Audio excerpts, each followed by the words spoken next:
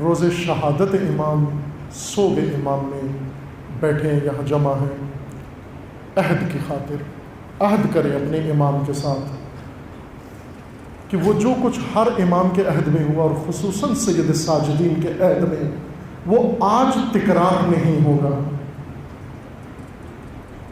نہ حجازیوں کی طرح لا تعلق رہیں گے، نہ کوفیوں کی طرح کنفیوز و بے شعور رہیں گے کہ امام سجاد کے ہوتے ہوئے دوسروں کے ہاتھ پہ جا کے بیعت کریں، اور نہ ان ندامت والوں کے جو ندامت تو ہوئی لیکن شعور و بصیرت نہیں آیا کہ اپنے امام کو جا کر عہد پیش کریں۔ یہ ایام اہم ایام ہیں، ان ایام کا اس لیے حکم ہے برپا کرنے کا کہ ان میں عہد کریں اپنے امام کے ساتھ، ان کے مصائب کو ذکر کریں، اس میں روئیں اور عہد کریں۔ عزیزان، آج زیادہ ضرورت ہے اس عہد کی۔ امام سجاد 35 سال تنہا امامت کی، بغیر امت کے امامت کی۔ وہ زیادہ مظلوم امام ہیں جو 1200 سال سے بغیر امت کے امامت کر رہے ہیں۔ اس غربت سے جسے ہم غیبت کہتے ہیں، غربت تنہائی کو کہتے ہیں، فقیری کو نہیں کہتے، غربت تنہائی کو کہتے ہیں۔ اس تنہائی سے کیسے باہر آئے امام عصر و امام وقت؟ کون باہر لائے گا؟ عزیزان، آل سعود کا سلمان کنگ اور اس کا جلاد بیٹا تو نہیں لائے گا عالم غربت سے امام کو۔ عالم غربت سے باہر لانے کے لیے انصار حسین ابن علی کی ضرورت ہے، عالم غربت سے باہر لانے کے لیے مسلم ابن اوسجا کی ضرورت ہے، حبیب ابن مظاہر کی ضرورت ہے۔ اور اگر ندامت ہی ہونی ہے تو حر کی طرح نادم ہو، اگر شرمندہ ہی ہونا ہے تو حر کی طرح شرمندہ ہو، امام کی طرف رجوع کرو، ایسے شرمندہ نہ ہو کہ ایک امام کا ساتھ نہ دینے پر شرمندہ ہو کر دوسرے امام کو نظر انداز کر کے شرمندگی کا اظہار کیا جاتا۔ یہ شرمندگی نہیں ہوتی۔ اگر شرمندہ ہونا ہے، ندامت ہونی ہے، تو حر کی طرح ندامت ہونی چاہیے۔ حضرت سید ساجدین نہ دین بھولنے دیا لوگوں کو، نہ امامت فراموش ہونے دی، نہ قرآن فراموش ہونے دیا، اور سب کو کربلا سے زندہ رکھا۔ امام سید ساجدین کی سنت تھی کہ جب بھی امام کے سامنے کھانا آتا، پانی آتا، امام کی آنکھوں میں آنسو جاری ہو جاتے۔ اور یہ روایات میں لکھا ہے، مورخین نے سب نے لکھا ہے کہ امام سید ساجدین پانی دیکھ کر، جب بھی گھر کے اندر پانی لایا جاتا، گھر سے باہر کہیں پانی لایا جاتا، تو امام پانی کا کاسا ہاتھ میں پکڑ کے فرماتے، درود ہو اس تشنہ لب پر جو پیاسا مارا گیا۔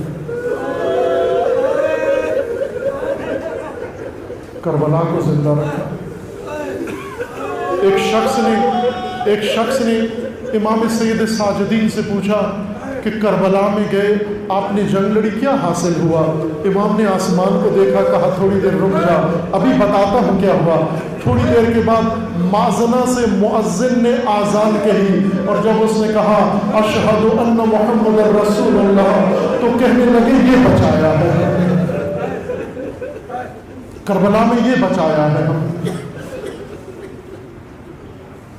امام سید ساجدین کے سامنے ایک شخص نے اظہار کیا مدینہ میں، اے لوگوں میں غریب ہوں، میں اس ملک کا رہنے والا نہیں ہوں، اجنبی ہوں، میری مدد کرو۔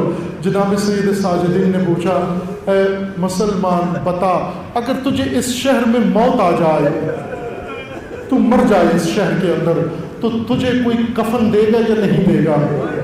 کہنے لگا، اے فرزند رسول خدا، مسلمانوں کے شہر میں آیا ہوں، رسول اللہ کے شہر میں آیا ہوں، یہ کیسے ممکن ہے کہ ایک مسلمان مر جائے مسلمانوں کی بستی میں تو اسے کفن نہ دے؟ پھر امام نے فرمایا، اے مومن یہ بتا، اگر تو یہاں مر جائے تجھے کفن تو دے دیا جائے لیکن تیرا جنازہ بھی نہ پڑھا جائے، ایسا ہو سکتا ہے؟ کہا نہیں ہو سکتا، مسلمانوں کی بستی میں نہیں ہو سکتا، امام نے فرمایا اے مسلمان بتا، اگر تجھے نہ کفن دیا جائے، نہ جنازہ پڑھایا جائے اور نہ ہی تجھے دفن کیا جائے، کیا مسلمانوں کی بستی میں ہو سکتا ہے؟ کہنے لگا نہیں ہو سکتا۔ تو فرمایا پھر اپنے آپ کو غریب کیوں کہتا ہے؟ پھر غریب کیوں کہتا ہے؟ پھر امام نے رونا شروع کر دیا، پوچھنے لگا مولا پھر غریب کون ہوتا ہے؟ فرمایا غریب وہ ہوتا ہے جسے مال کے مارا جاتا ہے، جس کی لاش کو پڑھوا کیا جاتا ہے، جسے پانی نہیں دیا جاتا۔ کلمہ پڑھنے والے ہیں، جمعے و نمازیں پڑھ رہے ہیں، لیکن اسے پانی نہیں پلاتے، اسے جو اس کے کفن نہیں دیتے اور اپنوں کو دفن کر کے اس کا جنازہ ریت میں چھوڑ دیتے۔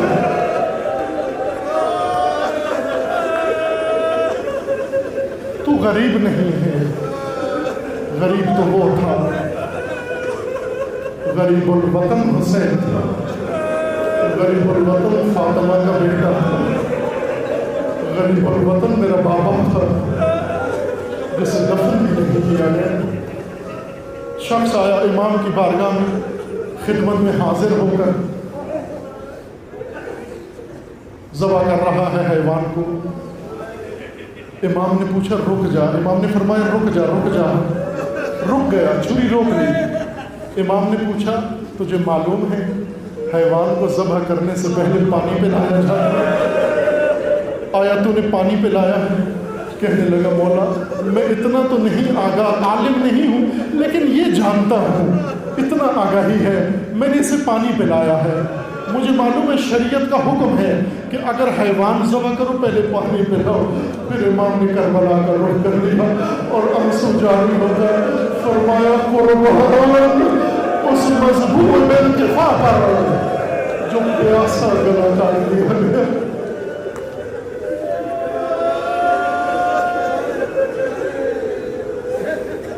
گلی گلی امام کربلا کو یاد کر رہے ہیں، ہر لحظے کربلا کو یاد کرتے ہیں، لیکن جب ایک شخص نے امام کو کہا اے مولا آپ روتے ہیں، ہر وقت گریہ فرماتے ہیں، آپ تو خود فرماتے ہیں شہادت سعادت ہے ہمارے لیے، شرف ہے ہمارے لیے، لیکن آپ ہمیشہ رو رہی ہیں، جب بھی کربلا کا ذکر آتا ہے رو پڑتے ہیں۔ امام نے فرمایا انصاف کر، انصاف کر،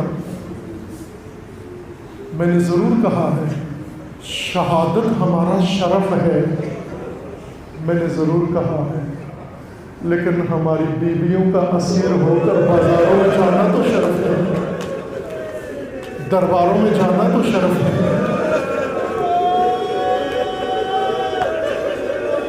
جب ایک شخص نے پوچھا مولا کربلا کے سفر میں سب سے زیادہ اذیت کہاں پہ پہنچا؟ رو کے فرمایا شام شام شام،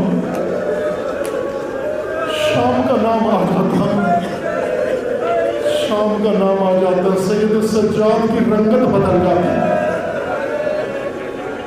سید سجاد کی رنگت بدل جاتی، بدن میں لرزہ طاری ہو جاتا ہے، کیفیت بدل جاتی۔ شام میں کیا ہوا عزیزوں جو سید سجاد کو عمر بھر رلاتا رہا؟ ایک روایت علماء نے ذکر کی ہے مقاتل کے اندر، وہ روایت یہ ہے کہ جب قافلہ اہل بیت حالت اسارت میں دربار میں پیش کیا گیا، لائے گیا، پہلے دربار سجایا گیا، پہلے تمام اہتمام کر لیا گیا، اجنبی نامحرم بلائے گئے۔ لکھا ہے اس سے پہلے عیش و عشرت و شراب نوشی کی محفل ہوئی، لئن نشوں میں مست ہو کر بیٹھے، اس وقت اہل بیت دروازے پہ انتظار کر رہے ہیں۔ جب آمادہ ہو گئے اب ماحول، حکم دیا جاتا ہے، حکم دیا جاتا ہے لے آؤ اسیروں کو، لے آؤ۔ جب لے کر آتے ہیں اسیروں کو پیش کیا جاتا ہے، یہ لعین نگاہ دوڑاتا ہے۔ عزادارو، امام سجاد کی مظلومیت کو سمجھنا امام سجاد کے درد کو سمجھنا ہے. امام سجاد اپنی امامت کی غربت میں روئے. امام سجاد بابا کی پیاس پہ روئے. امام سجاد بیویوں کی اسارت پہ روئے. یا امام سجاد شام کو روئے, شام کے زندانوں کو روئے. جب قافلہ آ کے کھڑا کیا جاتا ہے, ان لعینوں کی نگاہیں قافلہ کی طرف بڑھتی ہیں. بیویاں رسیوں میں اسیر ہیں. یہ لعین مستی کی حالت میں پوچھتا ہے, اپنے درباریوں سے پوچھتا ہے, میں نے سنا تھا حسین کی ایک بہن تھی جن کا نام زینب تھا, مجھے بتاؤ کربلا میں ماری گئی یا اسیر ہو کے شام آئی ہے؟ جزاکم ربکم اجرکم ربکم جزاکم ربکم. پوچھتا ہے مجھے بتاؤ وہ ہمشیرہ حسین حسینی زہرا کربلا میں ماری گئی ہے یا اسیر ہو کر شام آ گئی ہے؟ جب درباری نے بتا دیا کہ یزید کربلا میں ماری نہیں گئی بلکہ اسیر ہو کر شام آ گئی ہے, اس نے نشاندہی کی کہ قافلے میں کون ہے. وہ جملے تھے. پھر اس کے بعد سید سجاد سے سنبھلا نہیں گیا. وہ جملے ساری عمر رلاتے رہے. وہ جملے اس لڑکی نے کیا کہے؟ کہا یزید وہ جو بڑھیا کے کندھے پر سر رکھ کر برہنہ سر رسیوں میں پسے گردن ہاتھ بندے کھڑی ہوئی ہے, وہی حسین کی بہن ہے. بس یہ نگاہیں نامحرم کی, اس پلید کی خبیث نگاہیں اٹھنا تھی. سید سجاد یہ رونا شروع کیا, غیرت سجاد کا امتحان ہو گیا. غیرت سجاد, آئے سجاد